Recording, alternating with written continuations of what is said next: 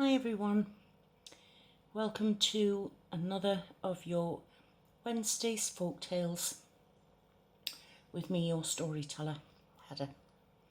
I hope you're all doing well this evening. I'm really sorry about Monday night and the live stream.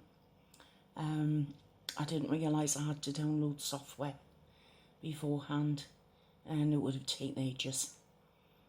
And the dislikers were out in force that night. They actually outnumbered the likes that I was getting. I hadn't even done anything.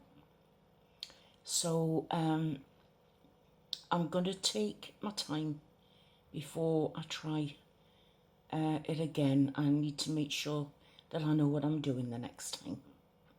So if you wouldn't mind bearing with me, and then I'll let you know when I'm ready to try it again.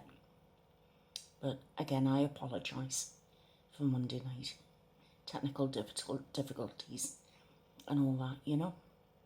Anyway, I hope you're all well. Now, your first story tonight is I'm doing two stories. The first one is the Story of Gelert. It's an old Welsh folk tale, a very traditional folk tale in Wales, much loved by the Welsh people. And the second one is the Story of Bluebeard by Charles Perrault.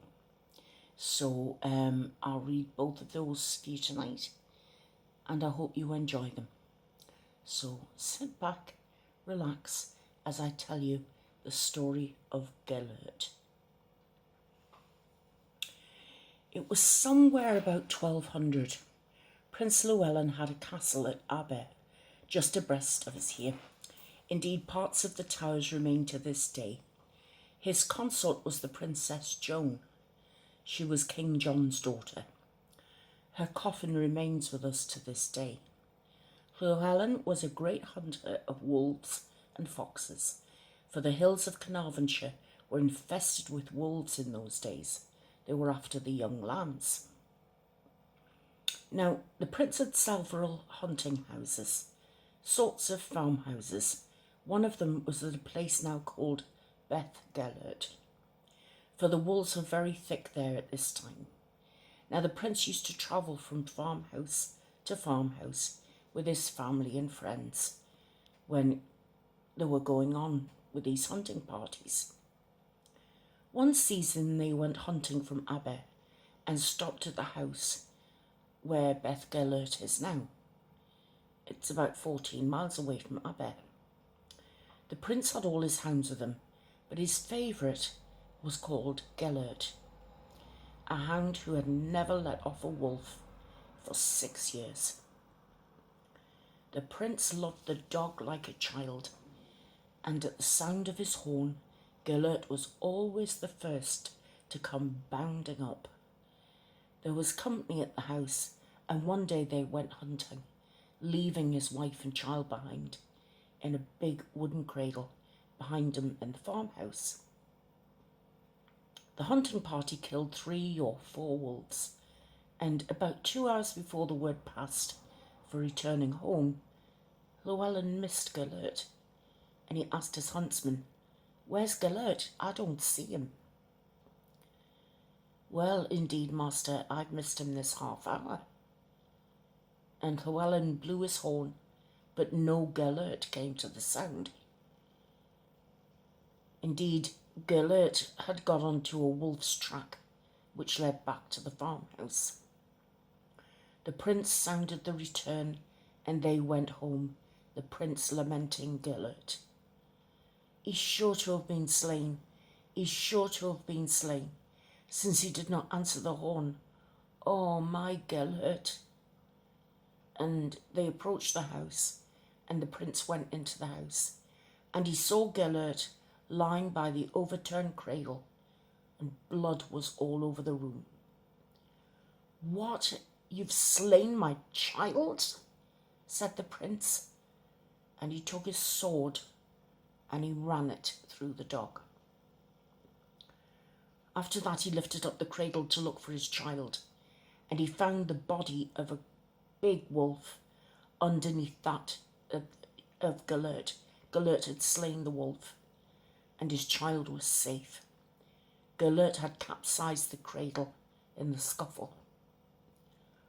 "Oh, Gellert, oh, Gellert," said the prince. "My favourite hound, my favourite hound. You've been slain by your master's hand, and in death you licked your master's hand." He patted the dog, but it was too late, and poor Gellert died, licking his master's hand. Next day they made a coffin and had a regular funeral, the same as if it were for a human being. All the servants in deep mourning, and everybody made him a grave, and the village was called after the dog from that moment on, Beth Gelert, meaning Gellert's grave. And the prince planted a tree and put a gravestone on the site, although that was the days before the times of the quarries. And you can see the tree and the tombstone of Gellert to this day. So, that was your first story, ladies and gentlemen.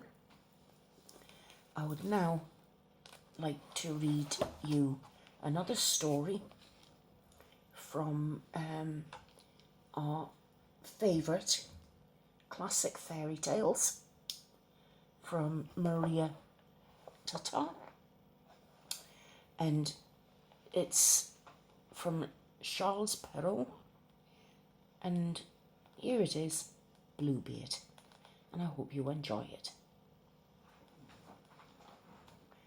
There once lived a man who had fine houses, both in the city and in the country, dinner services of gold and silver, chairs covered with tapestries, and coaches covered with gold. But this man had the misfortune of having a blue beard, which made him look so ugly and frightful that women and girls alike fled at the sight of him. One of his neighbours, a respectable lady, had 2 daughters who were perfect beauties. He asked for the hand of one, but left it up to the mother to choose which one. Neither of the 2 girls wanted to marry him, and the offer went back and forth between them, since they couldn't bring themselves to marry a man with a blue beard. What added even more to their sense of disgust was that he already had married several women, and no one knew what had become of them. Well, in order to cultivate their acquaintance, Bluebeard threw a party for the 2 girls with their mother, 3 or 4 of their closest friends, and a few young men from the neighbourhood in one of his country houses. It lasted an entire week. Every day there were parties of pleasure, hunting, fishing, dancing, and dining. The guests never even slept, but cavorted and caroused all night long. Everything went so well that the younger of the 2 sisters began to think that the beard of the master of the house maybe wasn't quite so blue after all, and that he was in fact a fine fellow. And as soon as they returned to town, the marriage was celebrated. After a month had passed, Bluebeard told his wife that he had to travel to take care of some urgent business in the provinces, and that he would be away for at least 6 weeks. He urged her to enjoy herself while he was away, to invite her close friends and take them out into the country if she so wished. Above all, she was to stay in good spirits. "Here," he said, "are the keys to my 2 large storerooms. Here are the ones for the gold and silver china that's too good for everyday use, and here are the ones for my strong boxes, where my gold and silver are kept. Here are the ones for the caskets where my jewels are stored. And finally, this is the passkey to all of the rooms in my mansion. As for this particular key, it's the key to the small room at the end of the long passage on the lower floor. Open anything you want, go anywhere you wish, but I absolutely forbid you to enter that little room. And if you so much as open it a crack, there will be no limit to my anger. She promised to follow the orders they'd given to the letter. And after kissing his wife, Bluebeard got into the carriage and embarked on his journey. Oh, friends and neighbours of the young bride didn't wait for an invitation before coming to call. So great was their impatience to see the splendours of the house. They had not dared to call when the husband was there, because of his blue beard, which frightened them. In no time they were darting through the rooms, the closets, and the wardrobes, each of which was more splendid and sumptuous than the rest. They then went upstairs to the storerooms, where they couldn't find words to describe the number and beauty of the tapestries, the beds, and the sofas, and the cabinets, the stands, and tables. There were looking glasses in which you could see yourself from head to toe, some of which had frames of glass, and some had frames of silver or gilded lacquer, but all of them were more splendid and more magnificent than anyone had ever seen. They kept on expressing praise, even as they felt envy for the good fortune of their friend, who, however, was unable to take any pleasure at all from the sight of these riches, because she was so anxious to get to that room on the lower floor. So tormented was she by her curiosity that, without stopping to think about how rude it was to leave her friends, she raced down the little staircase so fast that more than once she thought she was going to break her neck. When she reached the door to the room, she stopped to think for a moment about how her husband had forbidden her to enter, and she reflected on the harm that might come her way for being so disobedient. But the temptation was so great that she was unable to resist it. She took the little key and, trembling, opened the door. Well, at first, she saw nothing, for the windows were closed. And after a few moments, she began to realize that the floor was covered with clotted blood, and that the blood reflected the bodies of several dead women hung up on the walls. These were all the women Bluebeard had married and then murdered, one after the other. She thought she would die of fright, and the key to the room, which she was about to pull out of the lock, dropped from her hand. And when she regained her senses, she picked up the key, closed the door, and went back to her room to compose herself. But she didn't succeed, for her nerves were too frayed. Having noticed that the key to the room was stained with blood, she wiped it 2 or 3 times, but the blood would not come off at all. She tried to wash it off, and even to scrub it with sand and grit. The blood stain would not come off, because the key was enchanted, and nothing would clean it completely. When you cleaned the stain from one side, it just returned on the other. Well, that very night, Bluebeard returned unexpectedly from his journey, and reported that on the road he had received letters informing him that the business upon which he had to set forth had been settled to his satisfaction, and his wife did everything that she could to make it appear that she was thrilled at his speedy return. The next day he asked to have the keys back, and as she returned them, but with the hand trembling so much, He knew at once what had happened. "How is it," he asked, "that the key to the little room isn't with the others?" "I must have left it upstairs on my dressing table," she replied. "Don't forget to bring it to me soon," Bluebeard told her. Well, after making one excuse after another, she had to bring him the key. Bluebeard examined it and said to his wife, "Why is there blood on this key?" "I've no idea," answered the poor woman, paler than death. "You have no idea," Bluebeard replied, "but I have an idea. You tried to enter that little room. Well, madam, now that you have opened it, you can go right in and take your place beside the ladies who you saw there." Well, she threw herself at her husband's feet, weeping and begging his pardon, with all the signs of genuine regret for disobeying him. She looked so beautiful and was so distressed that she would have melted a heart of stone. But Bluebeard had a heart harder than any rock. "You must die, madam," he declared, "and it will be right away."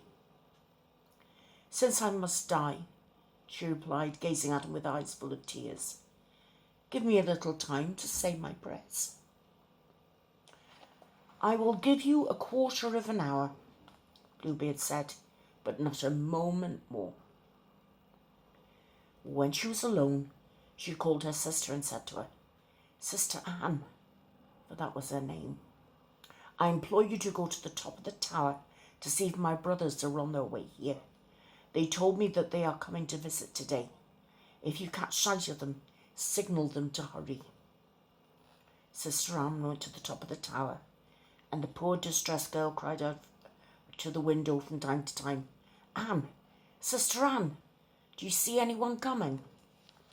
Sister Anne replied, "I see nothing but the sun shining and the green grass growing." In the meantime, Bluebeard took out an enormous cutlass in hand and cried out at the top of his voice to his wife, "Come down at once or I'll go up there." "Just a moment more, I beg you," his wife replied, and at the same time she called out softly, "Anne, Sister Anne, do you see anyone coming?" And Sister Anne replied, "I see nothing but the sun shining and the green grass growing." "Come down at once," Bluebeard called, "or I'll go up there." "I'm coming," his wife replied, and then she called, "Anne, Sister Anne, do you see anyone coming?" "I can see a great cloud of dust coming this way," replied Sister Anne. "Is it my brothers?" "No, oh no, it's just a flock of sheep." "Are you coming down?" Bluebeard roared. "Just one moment more," his wife replied, and then she called, "Anne, Sister Anne, do you see anyone coming?" "I see 2 horsemen coming down this way, but they're still too far away," she replied. "Thank God," she shouted a moment later. "It must be our brothers. I'll signal them to hurry up." Bluebeard began shouting so loudly that the entire house shook.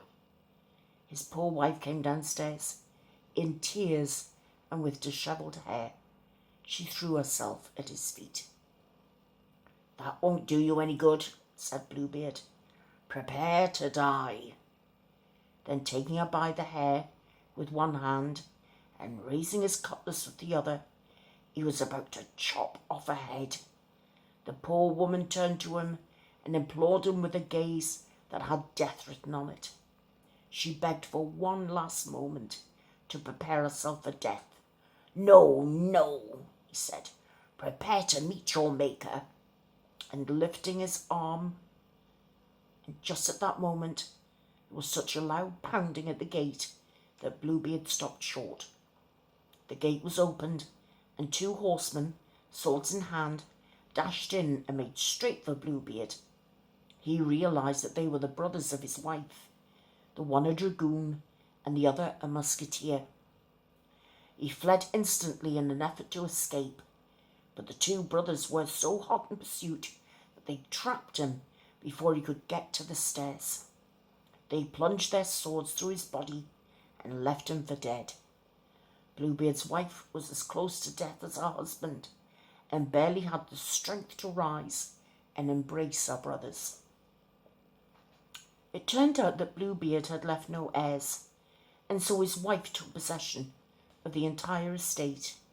She devoted a portion of it to arranging a marriage between her sister Anne and another young gentleman of whom she had been in love with for a long time. Another portion of it was used to buy commissions for her two brothers, and she used the rest to marry herself to a very worthy man who banished the memory of the miserable days she had spent with Bluebeard. Well, the moral is, curiosity, in spite of its many charms, can bring with it serious regrets. You can see 1,000 examples of it every day. Women succumb, but it's a fleeting pleasure. As soon as you satisfy it, it ceases to be, and it always proves very, very costly.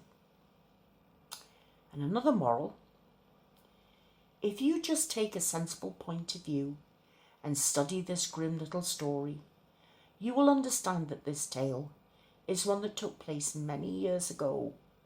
No longer are husbands so terrible, demanding the impossible, acting unhappy and jealous.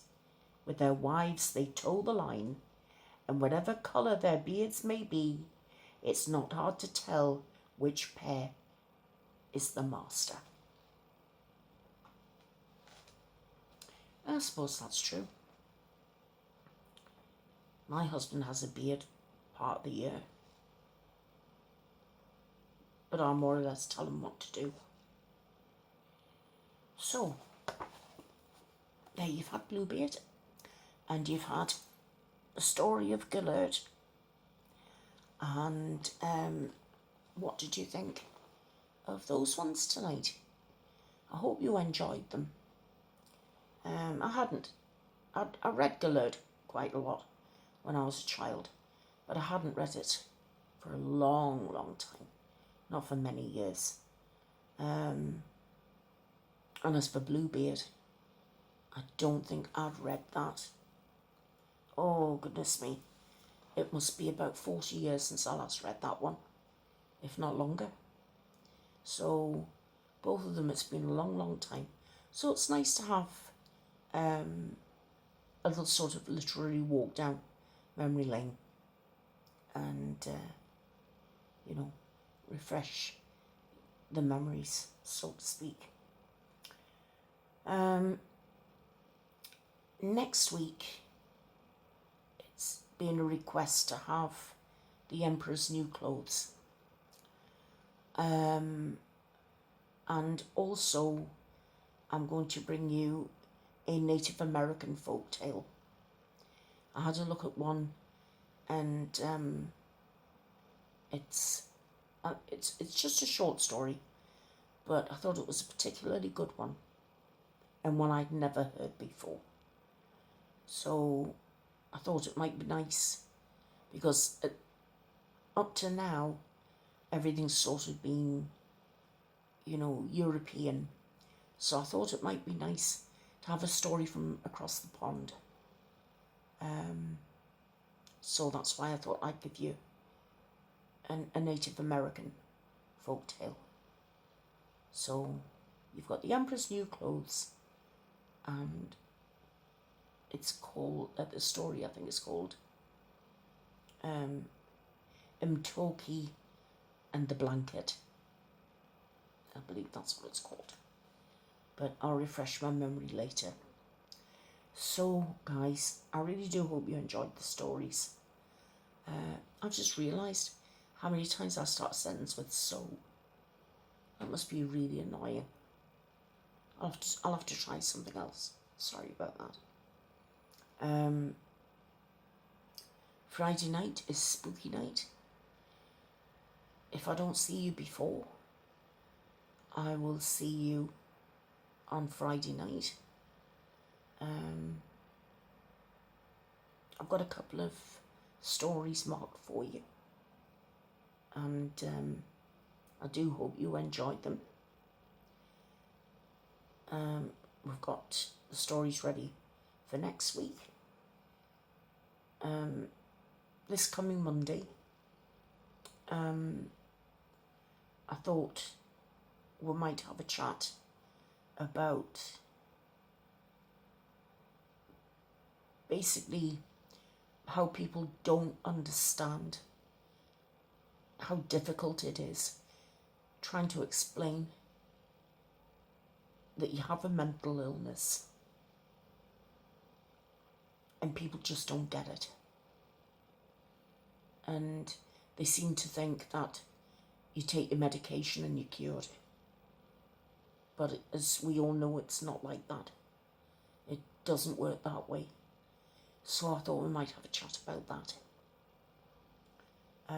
Because I haven't been reinforcing the message as strongly as I should be with the Wednesdays and Fridays the way they are at the moment. And I just want to ask you again, and I'll bring it up again on Monday. I've made it very clear, I need to be led by you. I need you to tell me what you want. Otherwise, the onus is left on me to find something for you. And to be honest with you, I'm not getting the feedback that I need from you folk to let me know what it is that you want from me. Because all I need for you to do is to tell me, and I'll make it happen.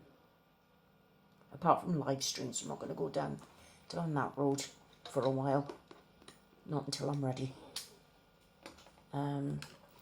Because there's a lot more to it than I honestly thought than click and go live. There's a lot more to it than that. And I need to really get myself au fait with everything that's happening.